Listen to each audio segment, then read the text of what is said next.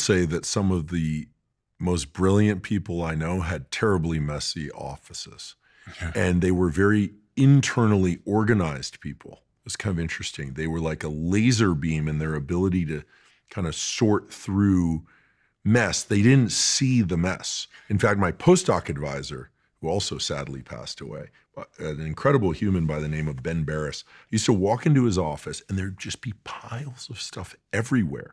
And I'd say, Ben, I think we should clean your office. And he'd say, don't touch anything, because if you move anything, I won't know where it is. And I said, how could you possibly know where anything is right now? And he said, I know where everything is. And so I think some people also, by growing up in or being in that environment, also maintain an uncanny ability to find things. Whereas I'm the sort of person where I can't do any work until everything is cleared away. And so I see myself as on the weaker side of this ability.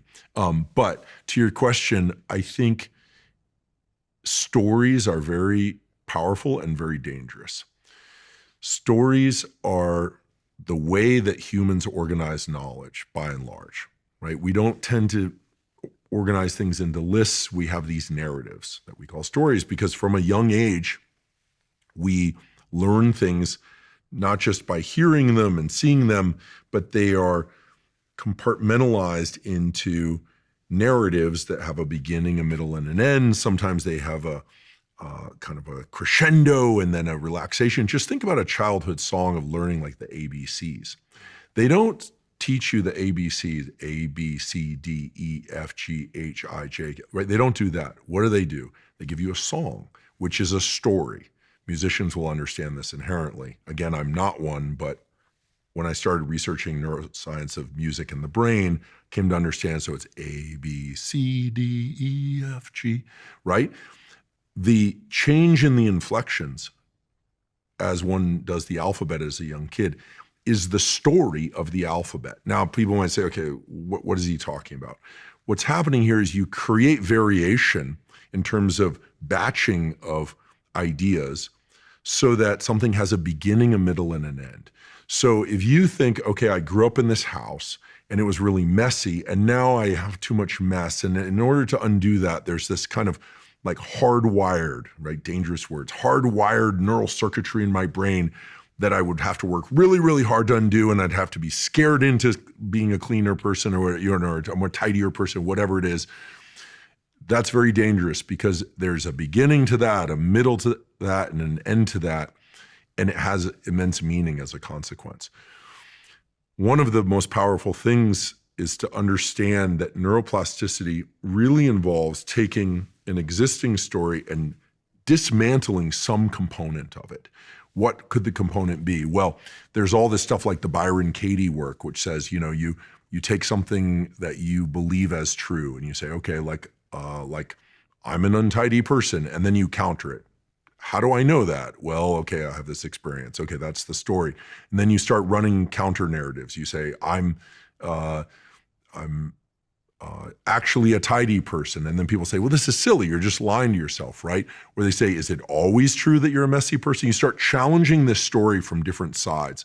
Now, I believe, because I'm a neuroscientist, I'm not a psychologist or in the self-help world, that the brilliance, the kind of unconscious genius of that approach is actually that what one is doing is you're starting to create a new story. You're starting to kind of infuse different questions into the existing neural network. Now, the brain loves questions. Like the brain, since we're young kids, we're asking questions. And so if you take an existing story and you start challenging it with questions, you're not saying lie to yourself. You're not suddenly going to say, okay, like I'm super tidy. You're not going, because you're not going to believe that. But if you start challenging why it's that way, or you've been able to change so many other things, why wouldn't you be able to change that? Well, you say, well, it's just a habit. I can't do it. You say, well, what's a habit? And you start poking and pushing and pushing. What you eventually arrive at is this kind of, actually, there's nothing keeping me from being a tidy person except this kind of fluency of a particular story. And what you've done is you've interrupted the fluency of that story. So then when you go to the behavior of, do you set things down all over the place or do you put them in an orderly fashion? You start interrupting the habit, the fluency of your typical behavior. So I raise this as a way to kind of shine light on essentially what I do in my podcast career, which is, I believe very strongly in the fields of psychology. I think self-help has some wonderful things to offer. We've got ancient wisdom that goes way back. And when you start to look at things through the lens of biology, you start to see that all of these things actually have merit and they're just different paths to the same outcomes. Mm-hmm. So if you wanted to become a tidy person, I would encourage you, here would be one, let's just say neuroscience supported approach would be to write out one page about what a tidy person you really are. You'll know that's a lie, right? And then to look at it and realize that in many ways, if you just replace tidy with, messy at any location, it'd probably be the exact same story. Mm-hmm. And so what you're really talking about here is just a default that your nervous system is running. And if you were to just swap the words, would you feel differently or do differently? On the one hand, you'd say, no, that's kind of trivial, but I bet you the practice of writing it out would forever interrupt your notion of like just going to set something down. You'd be like, oh, now you have something to kind of disrupt the habit. Because so much of habit disruption that you'll look like, some people say, oh, you flick a rubber band on your wrist or something like that. Mm-hmm. There's nothing special about the rubber band. There's nothing special about the pain on your wrist or you put a sticky note. We know sticky notes work for about one day. Why don't sticky notes work? Why don't reminders on the mirror work? Because they don't have enough salience. They're not new. They're not different. The nervous system only changes if something is new and different. So anyway, we could talk a lot about habit formation, but fear works, but so does disrupting the story. How do you disrupt the story? You essentially give the opposite story and you think, well, that's just lying to myself. But neurally, it makes sense because the nervous system, again, likes to be very economical, likes to do everything with the minimum amount of energetic expenditure. And to change anything requires attention, and attention is expensive. Attention is expensive. And also, I would say, as I'm kind of rambling all this, things are going very well for you, so you actually don't have any reason to tidy your space. I have a PA now and another PA and I have a cleaner. So it's, do you know what I mean? Yeah, you outsource it. Yeah. Great. Well, there is incentive for all the folks that feel like they're not tidy enough. You have two choices. You can either start to be tidy now, or you can be successful enough that you can hire some assistants. And I actually think, I say this in all seriousness, I think that one has to ask, like, where is my attention and neural real estate best devoted? I think about this every day. I mean, we are living in a war of attention.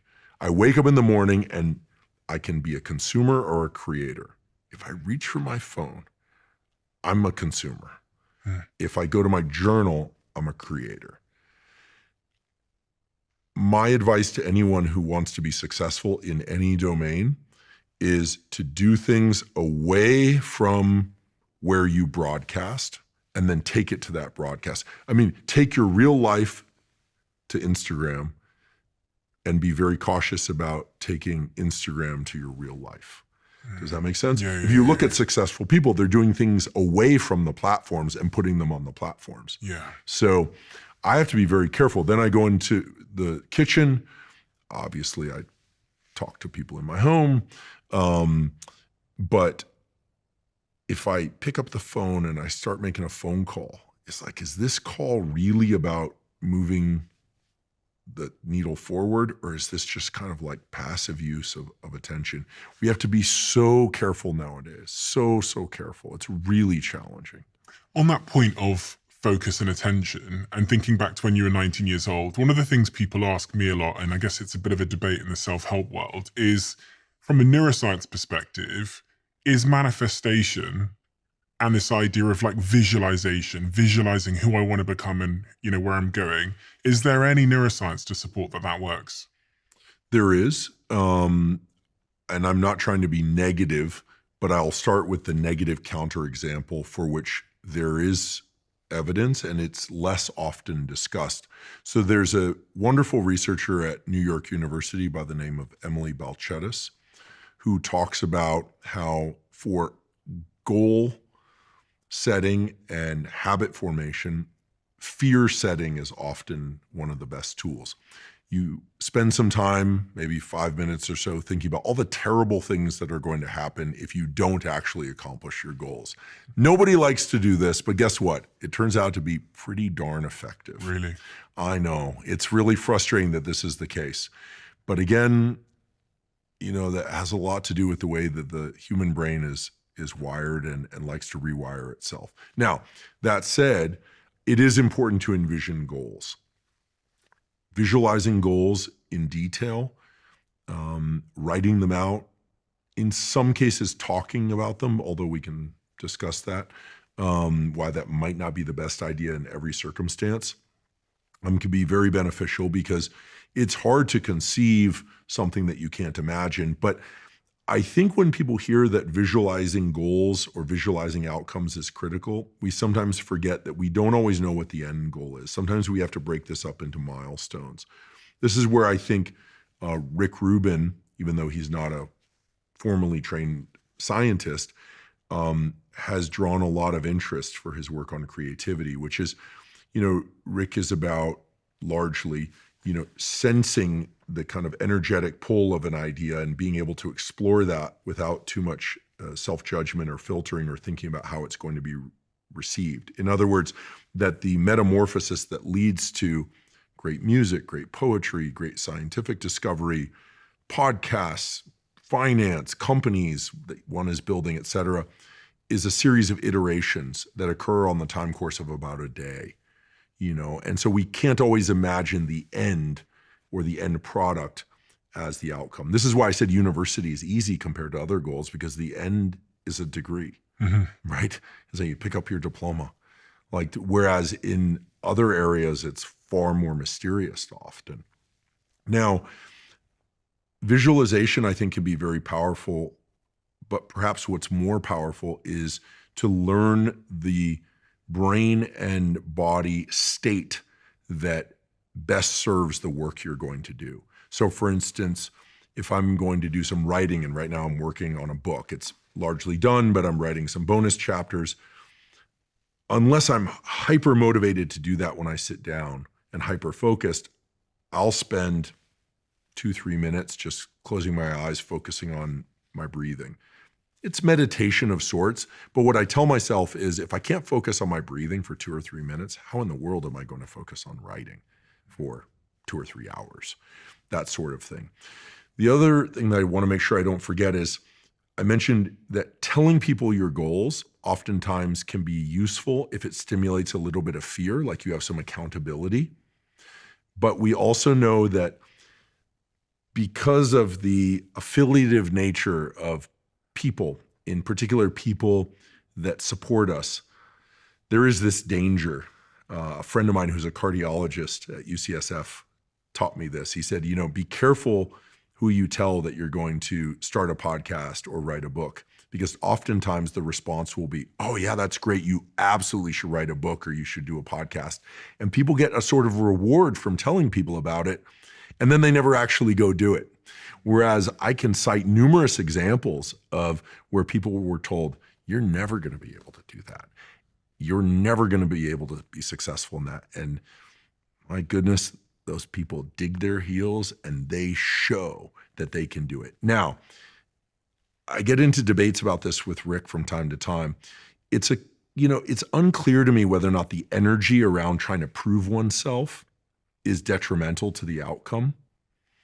And I sense it is, right? This kind of grinding against take that and take that, as opposed to just doing things out of real love of craft. I think about the way I felt about aquaria and fish as a kid, and it's just like pure delight. That's the word that comes to mind, just delight. I want to learn more about it. I want to do it and tell people about it. That's the wonderful romantic picture of effort and progress and outcomes. But in reality, you probably need both. You need to be able to access some fear and sense of competition, but also delight in craft. Like Peter Thiel's book, 0 to 1, as I recall, defines competition as anti-creativity in many ways, because through competition, you are, by definition, changing what you're doing in order to outdo somebody else or something else. And so you're morphing your creation in order to kind of overcome something. Mm-hmm. Whereas if you're just purely thinking about something you want to grow and cultivate, there are none of those barriers. But in the worlds that I've been in, science, to a lesser extent podcasting, and that's a wonderful feature of podcasting, but certainly in science, it is hyper competitive, right? Two laboratories working on similar things, people are concerned that if one publishes first, the other will not be able to publish, certainly not in as high quality a journal. And jobs are created through these journal publications.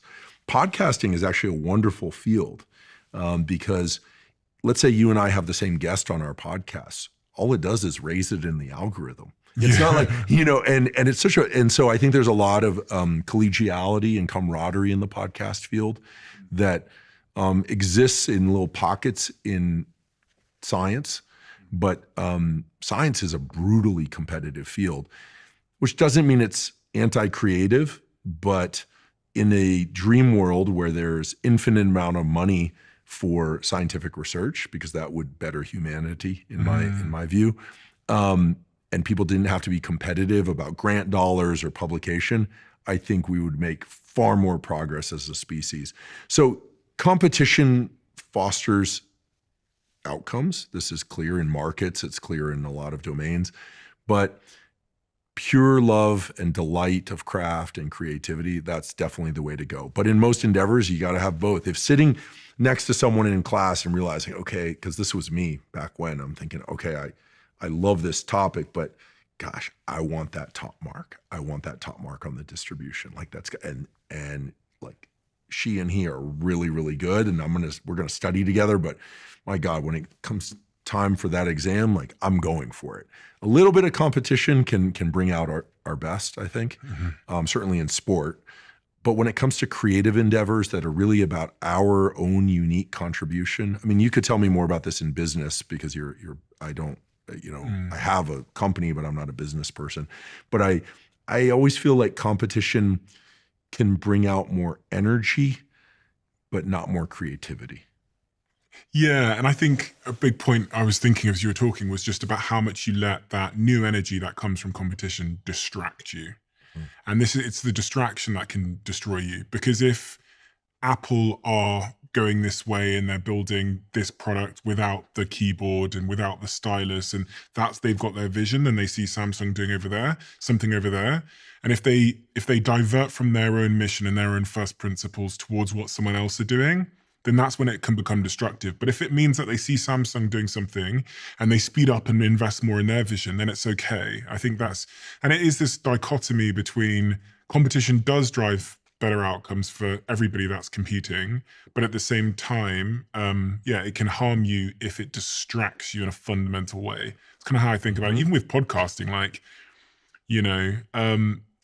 as you were saying, there's so many podcasters doing so many amazing things. Like, I look at your podcast and I learn from it, but I know in my core, and we all know, I'm never going to be Andrew Huberman. Well, and I'll never be you. And I'll never be a Joe Rogan. Yeah. I'll never be a Lex. And I admire your podcast very much, and Joe's and Lex's. I think we each have our own unique style that we bring to it. Chris Williamson, it's been a lot of fun to see the unique flavors of podcasts crop up. Yeah. And how similar that is to the world I grew up in skateboarding, the observations from the music industry that I saw firsthand, or that, Rick has passed along. In the end, I think any creative endeavor is really about, and here I don't want to sound mysterious or woo, it's about the energy that we bring. It's about taking our life history and bringing it to that thing in whatever form. We don't even need to tell people our life history, taking our unique wiring and bringing it to that thing. And we can, again, look at things through the lens of biology and say, well, what are we talking about when we're talking about energy? What is this energy thing that people are talking about? And I think it largely boils down to these catecholamines, the dopamine, epinephrine, norepinephrine cocktail that is setting the brain into a mode of attention, of motivation. We now know dopamine is more about motivation to seek rewards as opposed to feeling of pleasure or reward. There's a lot to be said about that.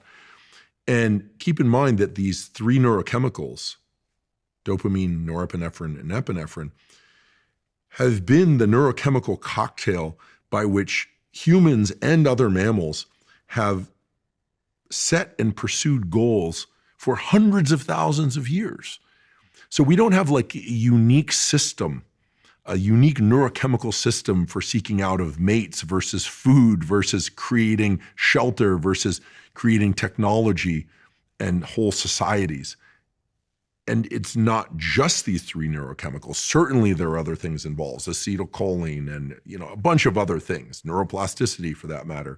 But it's clearly the case that the currency that the brain has set around getting us into forward center of mass, as I say, to like envision something, explore. Nope, not down there, this way. There's a scent here. And trade out an actual scent for, oh, there's something interesting here. There's someone interesting here. And like exploring that, no, that's a dead path to cul-de-sac, turn around, go, oh, here. And then connecting these nodes of progress. What's progress? There's kind of another surge of these catecholamines, which sets us in forward center of mass. I don't want to oversimplify the biology, but when we talk about energy, for instance, taking time to rest at night, sleep, taking time to maybe meditate a few minutes or do this practice that I'm a huge fan of, non-sleep deep rest, which is kind of a body scan, deep relaxation, long exhales. It's a practice very similar to an ancient practice called yoga nidra, which has been practiced for thousands of years. It's a kind of pseudo sleep. And we know from a really nice study that NSDR, non-sleep deep rest, aka yoga nidra, can increase the baseline levels of dopamine in a brain area called the basal ganglia, which is for action generation and also withholding action, by about 60% from baseline. Just a short period of doing this practice can re-up dopamine levels to a considerable extent. It's a remarkable study, and there are others like it. So what does that mean? Well, it means that in rest, we build up this capacity to be forward center of mass when we emerge from rest. That's why I think we have to sleep every 24 hours. This is why practices where we deliberately calm ourselves and still ourselves allow us to be more forward center of mass mentally and physically afterwards. It's kind of a duh when we hear it. We kind of go, oh, duh, of course, rest, action, rest, action.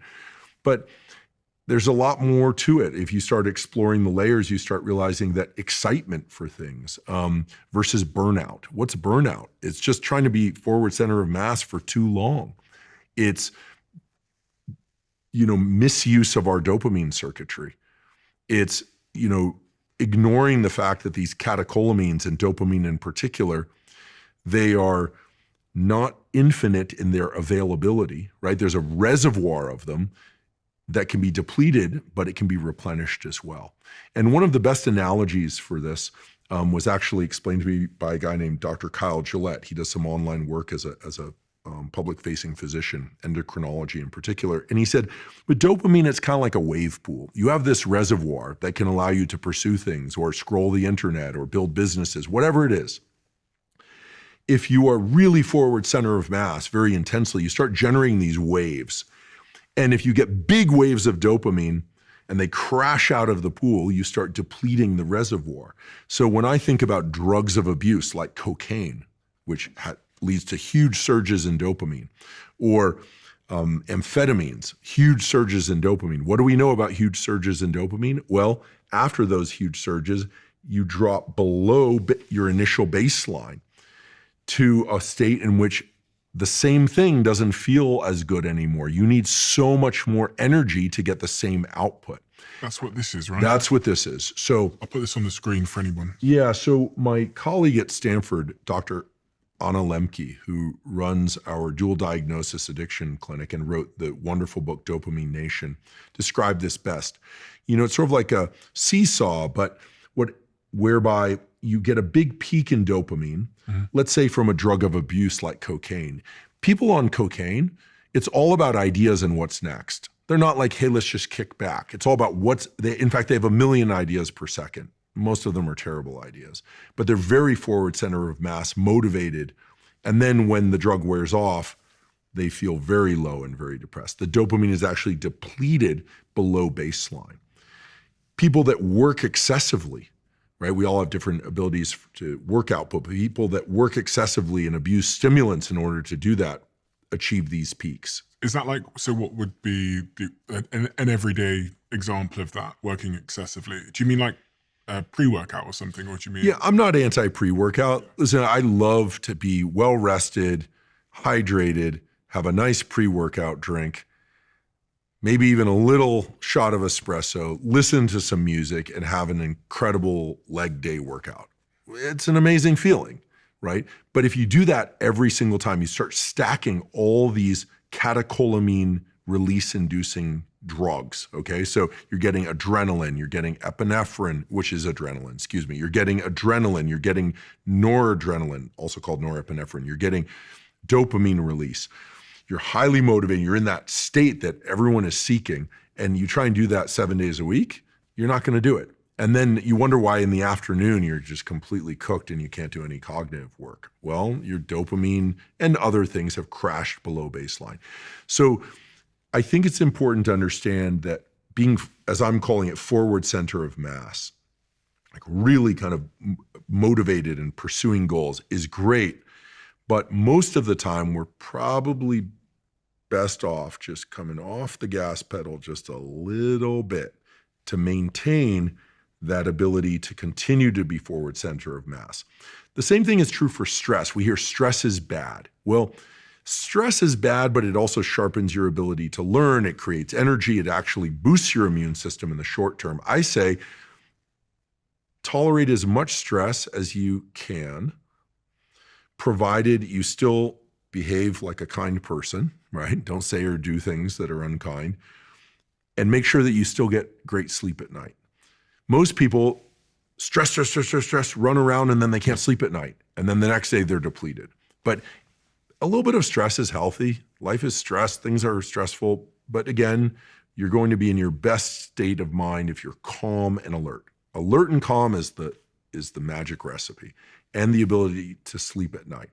If you want to take a bunch of pre-workout and you want to listen to some loud music and have a great crush it workout, great. But you should probably also be able to train without all of that. If you're somebody who loves new goals and you're very excited about travel and this and that, great. But do you have to layer in 50 things and then you're sitting around at home and you're wondering why you're so bored when you're back home and why life is so depressing and you need more travel, more stimulation? In every domain of life, we see whether or not it's food or exercise or stimulants or sex or media. If you push things to the max, you're going to feel depleted and understimulated afterwards. And this trough below baseline, as Anna Lemke taught us with Dopamine Nation, that trough is a state that can last a long time. And how long? It's proportional to how high that peak in dopamine was. Not how long, but how high that peak in dopamine was. And when you're in that trough, that dopamine depleted state, typically what people do is they try and go out or access things that are going to reactivate the dopamine circuitry, and all it does is drive them further and further and longer into that trough. What's needed is a period of waiting, of non-indulgence in any of these excesses that allows them to return to baseline. We know this from drugs of abuse. It takes more and more drug to try and get what turns out to be less and less of a high.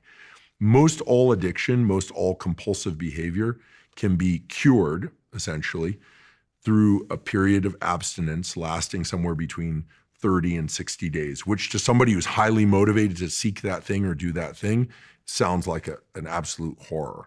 But that is highly effective. So for some people, it's work and stimulants. A number of people taking Adderall and work. I hear from these people all the time. Typically, they are from the tech and finance world. And they're like, why am I burnt out? Well, you've been blasting these catecholamine regulated circuits for years. You need to just accept you're going to feel a little low for a week. Then you're going to feel a little less low. Then you're going to come back to baseline.